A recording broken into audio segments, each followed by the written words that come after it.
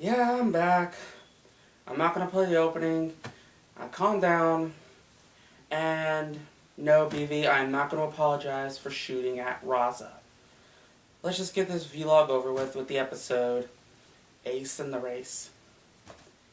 This episode had...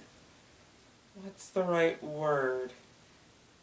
How about if I just let you guys give the word as I say what the episode's all about?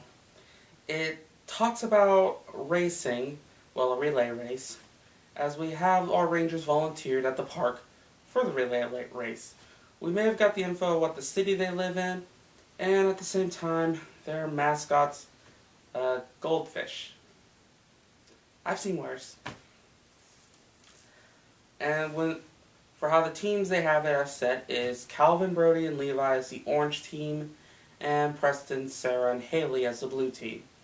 Just as they're about to begin, Calvin sees his idol, Ace, and his gang. Calvin likes Ace is because of the fact that Ace built a car engine, which... okay, I'm more in the lines of computer technology, not the simple distant cousins. And if anyone ever sees me underneath a car, call 911 because someone threw me underneath there. I'm being honest.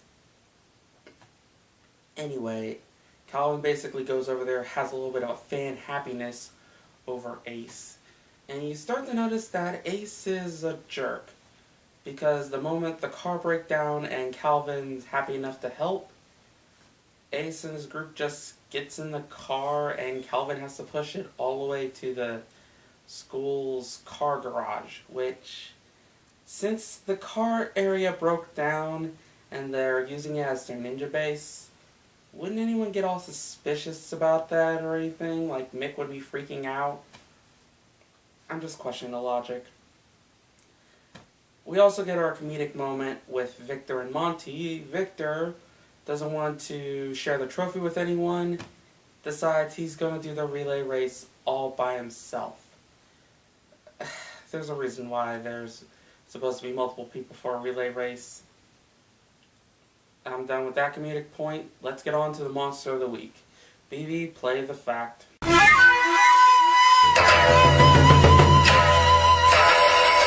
The monster of the week, Shoe Spike, is based off the yokai, the Yamawaro, if I pronounced it right. Basically, to sum it up, it's a hairy cyclops about the size of a 10-year-old child. From what most research says, they're distant cousins to the yokai the Kappa, which Rasa talked about the Kappa in a previous video. They are massive fans of sumo wrestling. So yeah, it would make sense that Shoe Spike is highly competitive since the yokai he's based on is also highly competitive. But besides that, they are helpful yokai. They will actually help out people chopping wood if you pay them food. Half now, half later. Give them before that, they'll run off without doing any of the work.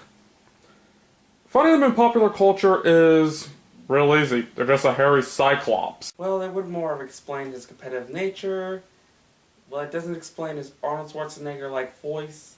And the fact that whenever he beats someone, they turn into a trophy, which... it's not that big of a deal until you discover that the trophies can move their heads and talk to you. Well, he also can disguise himself as a human. He comes in and joins Levi and Brody in the race using a special baton that whoever touches it turns into a massive competitive person. And when I mean massive competitive, you could just scream cheater. Because throughout the whole time of the relay race, both Brody and Levi were pushing people, throwing them around, just to win. Shoe Spike won, and everyone got turned to a trophy except Levi and Brody due to the fact they were working with Shoe Spike. Even Victor, who got turned to a trophy even if he made it last. Which freaked a lot of people out, and also makes me think about what Shoe Spike's idea was. He was supposed to turn the Rangers into trophies, and his point is supposed to take the Power Stars and give them the Galvanax. Which, okay, the ninjas usually carries the Power Stars on person. That would make sense. Since they're trophies now, how he's going to get the star off of them? He's just going to give the trophy to Galvanax and says, "Here you go." I'm just trying to understand that. For the comedicness with Victor and Monty, as Victor is a trophy now, a dog takes the trophy, runs around, and it ends with Victor in a fish tank, hitting on a statuesque of a mermaid. And not even a good looking mermaid, that too. So what, does turning you into a trophy makes you lose a couple of brain cells?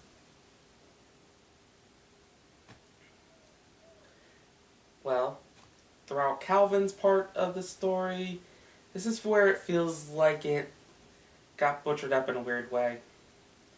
Calvin's fixing the car with Ace just looking on, while Calvin's all excited until he spilled some oil on accident on Ace. Ace is doing a whole freak out that oil touched him, and while Calvin was getting a rag to just clean off the oil, a piece of paper fall off of Ace. A receipt for the engine build.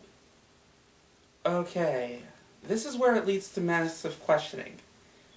Does Ace say he builds all the engines he makes?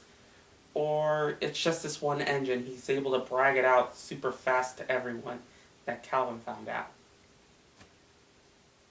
I don't get that logic, and also, if he built this engine a while ago, how come he is still carrying the receipt?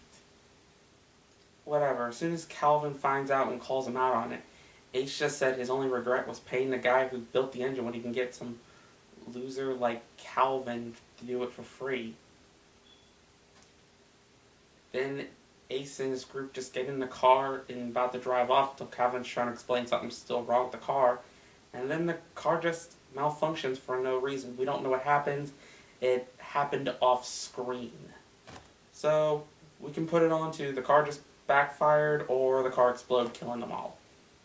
Just saying a guess. And as soon as Calvin's trying to put himself together, Mick shows up and does the whole lesson of the week, saying your friends are important and all that stuff. Which, that's where it feels a little weird. If Mick would have done this lesson before Calvin found out about the receipt, I would at least give it some more understanding why they did that.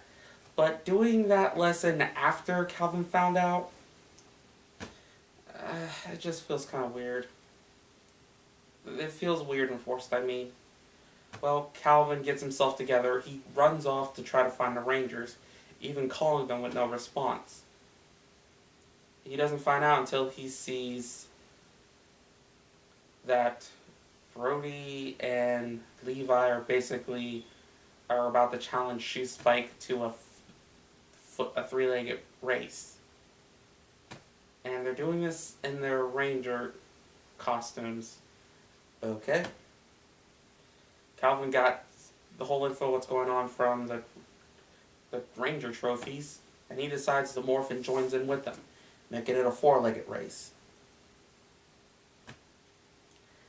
And they start the race, which...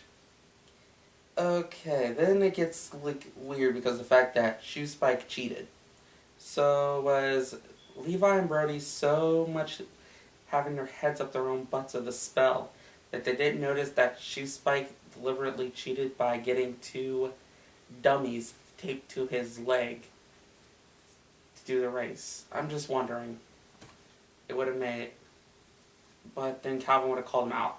Well, he did call it out, but they're still doing the race.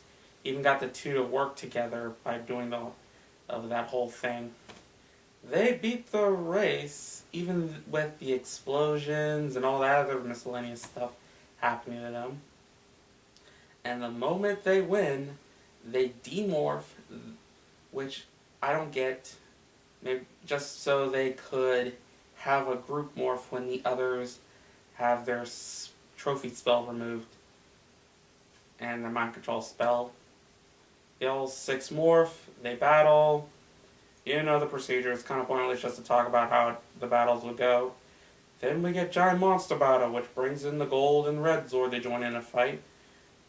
And Shoe Spike is just too fast for them. But if it wasn't for Calvin's truck throwing in spikes on the ground, they were able to slow down Shoe Spike for them to make the Fusion Zord and to blow Shoe Spike up, winning the battle. It all ends with Calvin apologizing to the Rangers about leaving them behind. They forgave him, and ending with the Vic trophy turning back to Victor with him standing in the fish tank. Like I said, I understand where they were trying to go for this episode, but the fact that Calvin's lesson of his friends is kind of weird. I understand about the racing, I can understand about the competitive competition, but it feels like they had to add in Calvin's lesson just to remove Calvin from the group for the whole four-legged race later on. This is not going to be one of those good episodes to the series. Well, hopefully we'll get a better episode, because next week they're going to be introducing the Red Lion Zord. All I can say is, this is Rasaya logging out and going back into finding Rasa. Baby, and the camera. I'm done.